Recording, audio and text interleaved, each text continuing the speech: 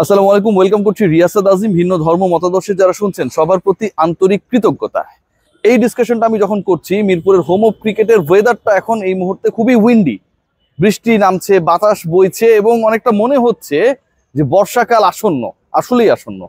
কিন্তু এই বৃষ্টির সময় এই ডাল ওয়েদারেও যারা সাকিব আল হাসানের ভক্ত তাদের জন্য একটা অসাধারণ খবর।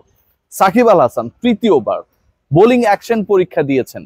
লাভবরো যে ল্যাপ রয়েছে বার্মিংহামের অদূরে, সেখানটায় তিনি মার্চের 9 তারিখে পরীক্ষা দিয়েছেন। দুদিন আগে সেটা রিপোর্ট এসেছে।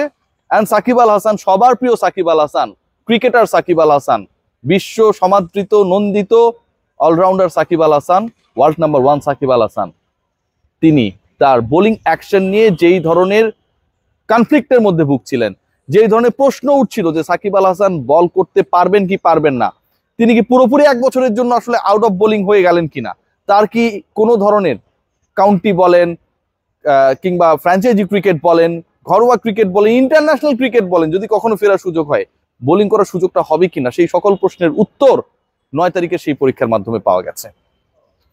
এই আলোচনাটা খুব স্বাভাবিক যে সাকিব আল হাসান তৃতীয়বার বোলিং পরীক্ষা দিয়েছেন এবং তিনি উতরে গেছেন, 22টা ডেলিভারি করেছেন, যার অধিকাংশই আপ টু দ্য মার্ক ছিল। এবং সারে সামারসেটের ম্যাচে আপনারা সবাই জানেন, ওই যে তার বোলিং অ্যাকশন নিয়ে যে প্রশ্ন তোলা হয়েছিল, তার পরবর্তী সময় থেকে একটা মোটামুটি বাজে সময়ের মধ্যে দিয়ে তিনি যাচ্ছিলেন। এটা আলোচনাটা খুব স্বাভাবিক।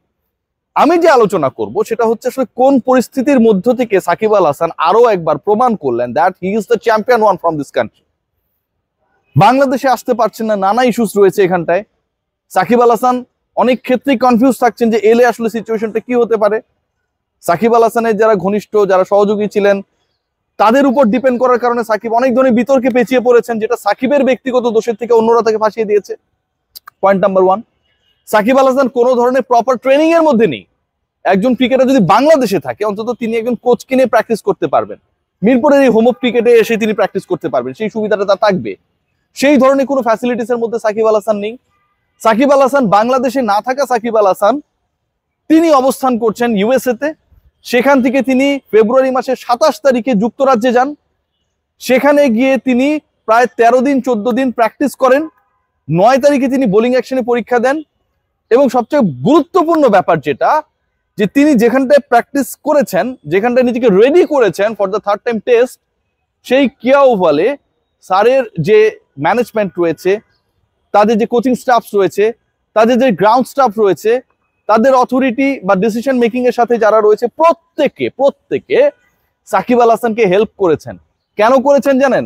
সাকিব আল হাসান যেন কামব্যাক করে। আজকে যখন আলোচনা হচ্ছে সাকিব সেরা নাকি হামজা চৌধুরী এসে যখন বলেন যে তিনি এই কম্পারিজনটা কি আসলে বিশ্বাস করেন না, তিনি নিজেও সাকিবের অনেক বড় ফ্যান, গ্লোবাল স্টার, ঠিক তার 2 দিন পরে সাকিব আল হাসানের এই গুড নিউজটা আসে। কতটা মানসিক চাপে থাকার পরও একজন ক্রিকেটার খেলাটার প্রতি তার যে নিবেদন, এই মুহূর্তে সাকিব আল হাসান যদি চান, তার জন্য খুব ইজি না। যে বয়স তো অলমোস্ট ফলিং, যে তার ক্যারিয়ার খুব বেশি দিন নাই, কি দরকার এত পরীক্ষা দেওয়ার, ফ্যামিলিকে ইউএসএ তে রেখে ইউকে তে চলে আসার, 12-13 দিন রোজা রেখে প্রতিদিন 4 ঘন্টা করে প্র্যাকটিস করার দরকার ছিল না তো। ভাবতে পারেন ইংল্যান্ডের রোজাটা কিন্তু বেশ বড় হয়। আমি রমজান মাসে ছিলাম, 2019 বিশ্বকাপটা রমজানেই পড়েছিল এবং তাদের ডে যে লেন্থটা সেটা বেশ বড়, 7:30, 8টা, 9টার দিকে আসলে ইফতারের সময়টা আসে। সেখানটায় তিনি এভরিডে 4 ঘন্টা করে রোজা রেখেছেন, প্র্যাকটিস করেছেন 4 ঘন্টা করে, মানে রোজা রেখেছেন, 4 ঘন্টা করে প্র্যাকটিস করেছেন, কামব্যাক করার জন্য পুরো প্রস্তুতি নিয়েছেন, শেষ বয়সে এসে আরো একবার আন্তর্জাতিক ক্রিকেটে ফেরার জন্য। এই ডেডিকেশনটাকে আপনি কিভাবে মূল্যায়ন করবেন? এই ডেডিকেশন দিয়ে আপনি কোনোভাবেই সাকিব আল হাসান অন্যায় করেছে, কাঁকড়া ব্যবসা, চিংড়ির ব্যবসা, গোল্ডের ব্যবসা, শেয়ার বাজার কেলেঙ্কারি, কোনো কিছুর সাথে মিলাতে পারবেন না। এই ডেডিকেশনটা পুরোপুরি একটা খেলার প্রতি তার ভালোবাসা, ফিরে আসার যে তাড়না। হয়তো তিনি আর খেলবেনই 1-1.5 বছর, কিন্তু তারপরও তিনি চ্যাম্পিয়ন হয়ে খেলতে চান, তারপরও তিনি তার ক্যারিয়ারের শেষ বলটা বৈধভাবেই করতে চান। এই যে তাড়না, সেটা আসলে সাকিব আল হাসানকে, একজন ক্রিকেটারকে সাকিব আল হাসান বানায়। এখন প্রশ্ন হলো সাকিব আল হাসান আসলে কোথায় ফিরছেন? সাকিব আল হাসান আবারও ফিরছেন, সাকিব আল হাসান ফুল প্যাকেজ হয়ে ফিরছেন। নট লাইক দ্যাট যে শুধুমাত্র বোলার সাকিব আল হাসানকে গাজী আশরাফ হোসেন লিপু নিতে চায়নি দেখে বাদ পড়ে গেছেন। এই ডিসকাশনটা এখন আর পৃথিবীর কেউ করবে না ভাই। He is okay. Shakib Al Hasan এখন অলরাউন্ডার হিসেবে ফিরছেন, এবং যেই কাউন্টি ক্লাবটা তাকে হেল্প করেছে, বৃষ্টি হচ্ছে, সাকিবের জন্য আনন্দের বৃষ্টি, হয়তো অনেক গরম পড়েছিল, তারাই এখন সাকিব আল হাসানকে ফার্দার অ্যাসিস্ট্যান্স দিতে চায়। সাকিব আল হাসানের নেক্সট যে অ্যাসাইনমেন্ট সেটা হয়তো কোন একটা কাউন্টি দলের হয়ে, এবং সেটা সারে হলে খুব বেশি অবাক হবার কারণ থাকবে না, cause this county club they provide their all extent of helps for Shakib Al Hasan. বাংলাদেশের হয়ে কি সাকিব আল হাসান আরো খেলার সম্ভাবনা রয়েছে, এটাও উড়িয়ে দেওয়া যায় না। কেন আমি বলছি, দেখুন এই মুহূর্তে সাকিব আল হাসানের, মানে টু বি ভেরি অনেস্ট, যে সিচুয়েশনটা হয়েছে, এটা সাকিব তো ডেফিনেটলি অনেক কিছু বিতর্কিত কর্মকাণ্ড করেছে, সবচেয়ে বেশি বিতর্কিত হচ্ছে তার সহযোগীরা। এদেরকে নিয়ে একটা রিপোর্ট করবো যারা সাকিবকে আসলে বিতর্কিত বানিয়েছে, সাকিবের যে বন্ধু বান্ধব সার্কেল, কিছু বিতর্কিত লোকজন। ডেফিনেটলি সাকিব ফ্যানদের জন্য আমার একটা অনুসন্ধানী রিপোর্ট থাকবে এটা নিয়ে, যে কারা আসলে সাকিব আল হাসানকে এভাবে ম্যালট্রিটেড করেছে, মিসগাইড করেছে, তাদেরকে নিয়ে। সো এখানকার ইন্টারেস্টিং পার্ট যেটা, ধরুন বাংলাদেশে ইলেকশন হয়ে যাবে, যেটা শোনা যাচ্ছে ডিসেম্বর, জানুয়ারি, ফেব্রুয়ারি ম্যাক্সিমাম। এরপরে সিনারিওটা কি হয় কেউ তো জানে না ভাই, এরপরে কি হয় আমরা কেউই জানি না। সাকিব আল হাসান ওদিকে যদি সবকিছু ঠিক করে ফেলতে পারে, বাংলাদেশের যিনি আসবেন বা যারা আসবেন তারা যদি আবার মনে করে সাকিব আল হাসানকে সংবোধিত করবে, সবকিছু সম্ভবের দেশ বাংলাদেশ ভাই।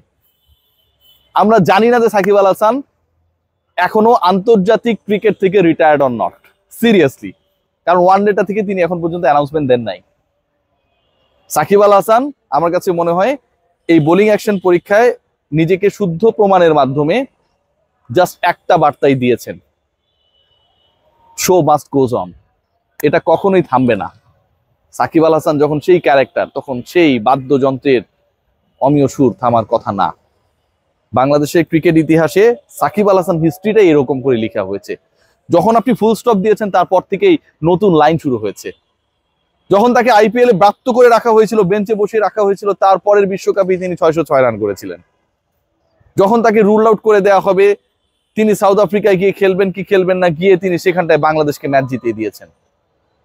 সাকিব আল হাসান ক্যারেক্টারটা এরকম। যখন তার পুরো ক্যারিয়ারের এপিটাফ লিখে ফেলা হয়েছে, ঠিক তখন তিনি চিন্তা করতে পারেন এই 38-39 বছর বয়সে ইউএসএ এবং ইউকের কিন্তু পুরো পেঁচানো রুট, সেখানটায় গিয়ে 13-14 দিন প্র্যাকটিস করে, রোজা রেখে প্রতিদিন 4 ঘন্টা করে অনুশীলন করে তিনি নিজেকে তৈরি করে শুদ্ধ প্রমাণ করে দিলেন।